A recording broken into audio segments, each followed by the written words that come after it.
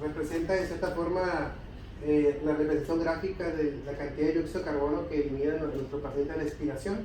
Y esto está basado en un tiempo y en un volumen determinado, ¿verdad? Nos brinda una medición de 35 a 45 minutos de mercurio, pero la capnografía tiene mucha interpretación clínica, ¿no? ¿Por qué? Porque cuando nosotros inhalamos oxígeno, ¿verdad? Y a nivel tisular, a nivel alveolar, hace intercambio de oxígeno por dióxido de carbono. Ese oxígeno viaja por todo el torrente sanguíneo, llega a los tejidos, llega a la célula, ¿verdad? Y vuelve a hacer esa respiración intracelular y manda el dióxido de carbono otra vez hacia la parte expiratoria, y eso me habla de la capacidad de perfusión y de gasto cardíaco que tiene nuestro paciente. Por eso la capnografía, cuando tú la veas, ponte así como que analizarla, ¿no? Se divide en fase 1, fase 2, fase 3 y fase 4. Fase 1 es la fase inspiratoria, ¿verdad? Es el inicio ese representa el inicio de la fase de la expiración, cuando el paciente apenas va a expirar el paciente, ¿verdad? Hace la fase 1. La fase 2 es cuando es un ascenso rápido de la curva que representa lo que es la fase de exhalación del espacio muerto. La fase 3, que es esta, es la fase de meseta, que es cuando el dióxido de carbono se elimina en su totalidad, ¿verdad? Y eso me representa la cantidad de dióxido de carbono vaciado, ¿verdad? Desde los alvéolos, y eso me representa algo muy interesante. Me representa la capacidad de ventilación y perfusión a nivel pulmonar. O sea, cómo el alvéolo a nivel pulmonar está ventilado y perfundido. Eso me dice la calidad. Y la fase 4 es la fase de la inspiración, ¿sale? Es el inicio de la inspiración. Y es muy importante entender esa gráfica, ¿no? Porque aquí lo volvemos a ver. Acuérdense, lo que es el inicio de la fase expiratoria, ¿verdad? La fase expiratoria totalmente, viene la meseta, que aquí mide lo que es la medición del capnógrafo, y la fase de inspiración. Es como al revés, es como un electro al revés, ¿no? Y aquí quiero que te pongas bien trucha, ¿no? Que te pongas bien vivo, ¿no? ¿Por qué? Porque con la capnografía tú puedes saber muchas cosas. Por ejemplo, acuérdense, fase de expiración, fase de espacio muerto expiratorio, meseta de la capnografía o número del CO2 expirado, y la fase inspiratoria. Aquí esta es una curva normal que vemos, pero aquí vemos una curva que se llama aleta de tiburón. Esta es la segunda curvita, la de abajito.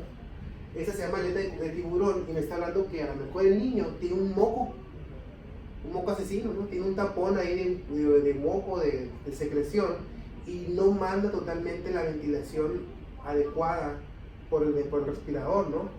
Me dice que hay una oclusión, y cuando disminuye totalmente lo que es la curva, me está hablando de una obstrucción completa del tubo. O sea, con el puro capnógrafo prácticamente yo puedo saber muchas cosas, ¿no? Ojo, la capnografía puede disminuir o puede aumentar. Como dije anteriormente, el valor de la capnografía me habla de la cantidad de ventilación, perfusión que hay en el alveolar. Si veo que la capnografía está disminuida, que es 935, 30, el niño está hiperventilando, hay desplazamiento del tubo, o sea que el niño se movió el tubo, hay una desconexión del circuito ventilatorio, el niño tiene hipotermia, o hay un espacio del espacio muerto. Si el capnógrafo está muy elevado, hay una hipoventilación a nivel alveolar, hay muchas secreciones abundantes, fiebre y desadaptación ventilatoria, ¿no? Por eso existen varios tipos de aditamentos, ¿no? El flujo lateral, que yo creo que agarramos un cable, ¿verdad? Un conector que va de aquí del tubo traqueal, de aquí del conector, que es un adaptador simplificado que va directamente al monitoreo, y me arroja prácticamente una curva de capnografía que se llama flujo lateral o de Sidenred. Como dije anteriormente, cuando mi capnógrafo lo sé interpretar, ¿verdad? Aquí, por ejemplo, cuando veo que la parte expiratoria inicia y el espacio muerto sube y hace como una fluctuación, me está indicando que mi pacientito tiene muchas secreciones en el tubo, ¿verdad? También cuando veo que el paciente hace su capnografía normal, de repente mete dos así como seguiditas y desadaptadas, me está indicando que mi paciente está desadaptado del ventilador o está luchando con la respiración. También cuando veo que el paciente me hace la clásica, ¿no? Hace la curva del cablógrafo y veo, ¿se acuerdan de la aleta del tiburón? Me está hablando prácticamente de una obstrucción del tubo endotraqueal. O si veo, por ejemplo, que el cablógrafo comienza normal y disminuye la capacidad de la onda, puede ser que el niño tenga una hipotermia, una disminución del consumo metabólico o un aumento del espacio alveolar, o el niño está respirando muy rápido. Y esto me habla de un mal metabolismo a nivel intersticial. Y cuando veo que el cablógrafo aumenta la curva de forma descendente, pues el niño está respirando muy rápido o tiene fiebre, ¿no? O si veo, por ejemplo, que el niño hace el cablógrafo normal, pero hace una curva negativa, por ejemplo aquí, me está indicando que el niño prácticamente se me está desadaptando al ventilador, o sea que no está bien sedado, ¿no? Con el puro cablógrafo puedo saber muchas cosas. O si veo, por ejemplo, esta curva que hace su curveo normal y de repente una negativa rápido, por ejemplo, los niños de arriba de 8 años, puede ser que tenga fuga del circuito o el tubo del globo esté desinflado o le falte presión. Otro punto muy importante de evaluación hemodinámica, tipo evaluación hemodinámica no invasiva, la valoración neurológica, ¿no? Y eso es muy importante, ¿no? Porque vamos a ver, de cierta forma, ciertos parámetros. Por ejemplo, el nivel de conciencia, el Glasgow modificado pediátrico.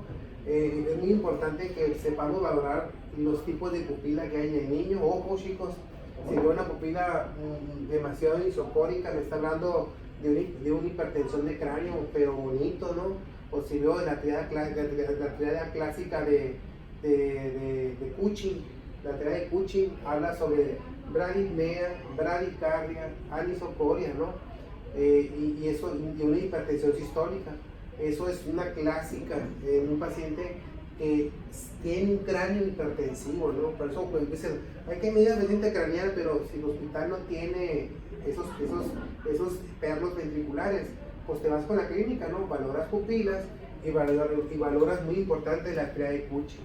También es muy importante valorar la cuestión motora del niño, la postura, los reflejos osteotendinosos, ¿verdad? Y es muy importante esto, ¿no?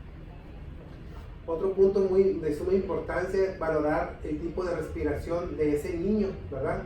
Porque depende de la respiración, es el tipo a nivel del lóbulo que está afectado, ¿no? Principalmente una afección neurológica, por ejemplo, yo tengo la respiración de Chern-Stock, ¿verdad? Que es una respiración muy rápida, de repente disminuye, es una apnea, luego parte de la larga, es una relación a una afección del hemisferio lateral, el de Kussmaul, es daño a nivel mesencéfalo, respiración apneica a nivel de la protuberancia y atáxica a nivel del bulbo, del puente del bulbo. O sea, con la pura respiración uno puede saber a qué nivel del sistema nervioso mi paciente está afectado, ¿no? Otro tipo de monitoreo a nivel neurológico se encuentra el monitoreo de bispectral, que prácticamente valoramos nosotros la actividad neurológica cerebral del niño, ¿no? Aquí, por ejemplo, puse un ejemplo de un adulto y un niño, ¿no? Aquí colocan una especie de edema, ¿verdad? Que es adhesiva, 3 días te pueden tolerar y prácticamente mide la capacidad eléctrica cerebral y de sedación de este pacientito, ¿no? Haz de cuenta que colocas tú esa diadema, colocas directamente a un sensor que se va al monitor y marca actividad eléctrica cerebral de ese pacientito. Imagínate, ¿no? Tienes todo, por ejemplo, ahorita vimos nosotros cablografía. Imagínate, tienes electro, tienes oximetría de pulso, la camografía que prácticamente no es invasiva, colocas un dispositivo y colocas el BIS, ¿no? Pues tienes todo en un paciente, ¿no? Ojo, el BIS debe estar entre 40 y 60, lógico, es de mantenimiento, ¿verdad? Para un procedimiento quirúrgico y menor de 40 para un coma barbitúrico, principalmente los de trauma de cráneo. Por eso es muy importante valorar. Aquí tenemos un BIS de 100, que está indicando que el niño está despierto, ¿no? Depende del valor, es lo que yo quiero tener, y eso es sumamente importante. Otro punto de sumamente así vital, el aspecto nutricional. Todos nuestros pacientes en terapia intensiva, desde adultos y pediátricos, están con un hipercatabolismo, ¿verdad? Un gasto energético bárbaro por el consumo de energías y calorías por su estado crítico, ¿no? Y esto pues en cierta forma causa daños, ¿verdad? Y aquí quiero dejar algo muy interesante, ¿no? Se hicieron estudios científicos donde cuando una persona está desnutrida, la capacidad pulmonar y los músculos respiratorios disminuyen en su tonicidad. Por tal motivo, la capacidad de inspiración, si lo más lo quiere destetar, no vas a poder porque el paciente está desnutrido, ¿verdad? Por eso la malnutrición proteico-calórica representa un 72% o un 55% en los cuidados pediátricos. O sea, no es común ver a un niño desnutrido en terapia intensiva, ¿no? Y esto genera mayor mortalidad, ¿no? Como dije anteriormente, los niños están con un compromiso hemodinámico severo, hay un consumo de oxígeno bárbaro, hay un balance nitrogenado aumentado, se elevan las catecolaminas bonito, el cortisol se eleva, la glucosa tiene varios problemas hemodinámicos severos y pues incrementa el catabolismo proteico, ¿no? Por eso es muy importante nosotros monitorear el aspecto nutricional metabólico de nuestro paciente. Ojo, toma el peso, la talla, los pliegues cutáneos. Esto es muy importante que enfermería valore la albúmina, la prealbúmina, la transferrina, la glutamina, proteína C reactiva. Eso es un marcador inflamatorio bárbaro que me dice cómo se encuentra el paciente en ese momento. Valorar los electrolitos séricos, principalmente el sodio, potasio y el calcio. ¿Por qué? Porque puse esto así los más rapiditos, porque actúan a nivel de la bomba sodio, potasio a nivel cardíaco, ¿no? Valorar el nivel de glicéridos, porque con eso le ponemos LPT a los niños y le pegamos al hígado un problemón, ¿no? Monitorear la glucosa, la unidad sérica y medición por calorimetría indirecta, ¿no? Ojo, la glucosa es muy importante monitorearla, porque un exceso de glucosa en mi paciente hace un aumento de tasa metabólica, ¿verdad? Y alteración hepática, como dije anteriormente. Y esto genera una glucosuria con diuresis osmótica, ¿verdad? Y esto le pega al estado inmunológico del paciente. Y como dije anteriormente, un paciente con una estrés hemodinámica crítico y con hiperglicemia afecta a los músculos intercostales.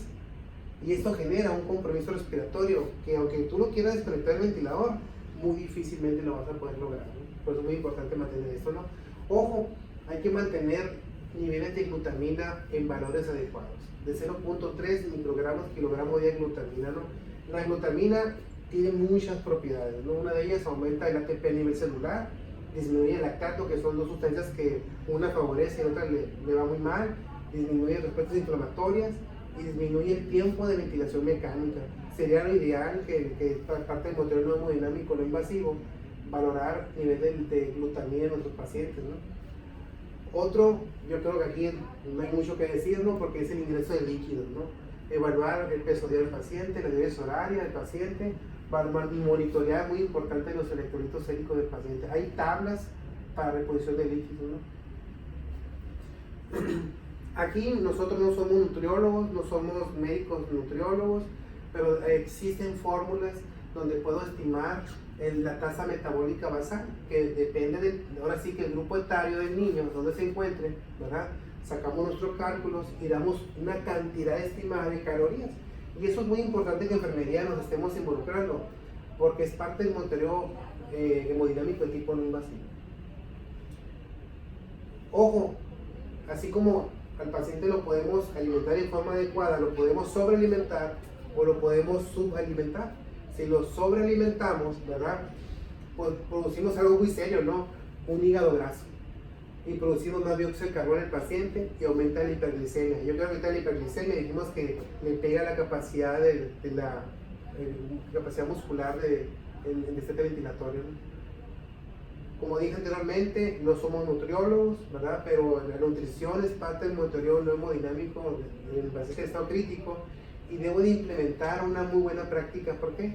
Para dar calidad de atención al paciente. Ojo, no lo voy a hacer sola o solo. Debe estar un nutriólogo, un médico clínico en nutrición pediátrica. Vámonos con el monitoreo hemodinámico de tipo invasivo. Hay mucho, la verdad, hay demasiado. Desde la PVC, línea arterial, Pico Plus, el Swan-Ganz, ¿verdad? Que ahorita actualmente ya no se utiliza mucho. Catéter intraventriculares cerebrales para medir la presión intracraneal y la presión de perfusión cerebral y la presión intraabdominal. Vamos a ver ciertos algunos, ¿no? Aquí es muy importante, independientemente del sistema que tú utilices de monitoreo hemodinámico invasivo, es muy importante respetar los ejes flebostáticos del monitoreo. Hay unos domos o hay unos traductores de presión que se colocan en el cuarto espacio intercostal, línea media axilar, ¿saben?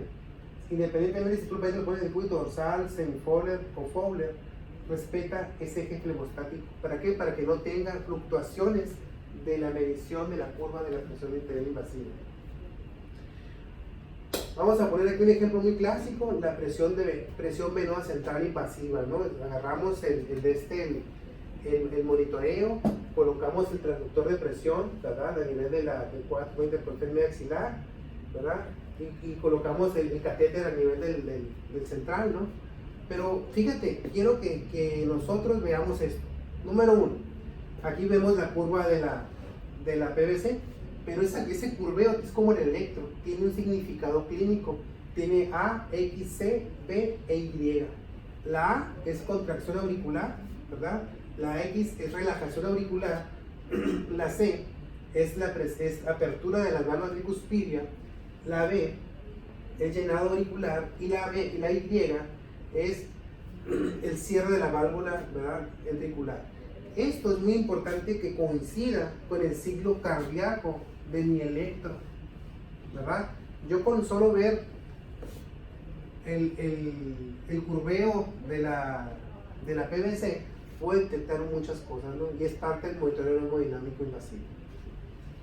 Otro tipo de monitoreo, la línea arterial. Ojo, catéter número 22, 24 en el pediátrico. Y es muy importante que vean ustedes la calidad, ¿verdad?, de la onda, de la curva de la línea arterial. Aquí es sístole, apertura de válvula aórtica, diástole. Y es muy importante que nosotros sepamos interpretar la muesca dicrótica de la onda, ¿no? Ojo, deben de estar purgando el equipo y calibrándolo, ¿verdad?, de línea arterial. Otro sistema, que es sistema PICO. El sistema PICO es uno de los más nuevos que hay ahorita. Se utiliza en el ámbito pediátrico y es el más mejor de todos. Es un monitoreo mínimamente invasivo, ¿verdad? Mínimamente invasivo, y son monitoreos de presión de pulso a pulso, donde prácticamente miden volumen sistólico y miden gasto cardíaco.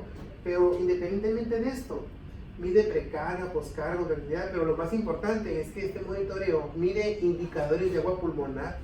Imagínate, tienes aquí el alveolo y aquí está el espacio intersticial. Pues ese monitoreo mide la cantidad de presión que hay a nivel del espacio intersticial. Son mínimamente invasivos. ¿Qué ocupas? Tener una línea arterial y tener un catéter de PVC. Es todo lo que ocupas. Aquí lo puedo ver en la imagen. Por ejemplo, el niño se canula la arteria femoral o radial, se coloca el sensor de PVC para termodilución, se manda esos cables a un monitoreo y se colocan a un catéter Cybox. Prácticamente ese catéter Cybox, ¿verdad? ¿Qué es esto? Se mete por una de las líneas del catéter central y se hacen las mediciones de gasto cardíaco. Y eso es muy importante porque es mínimamente invasivo. ¿Qué ocupas? Como dije anteriormente, línea arterial y acceso vascular al nivel de un central. Es todo. Y el sensor del Cybox va a entrar nomás hasta el catéter de la PVC. No más. No ocupa mucho.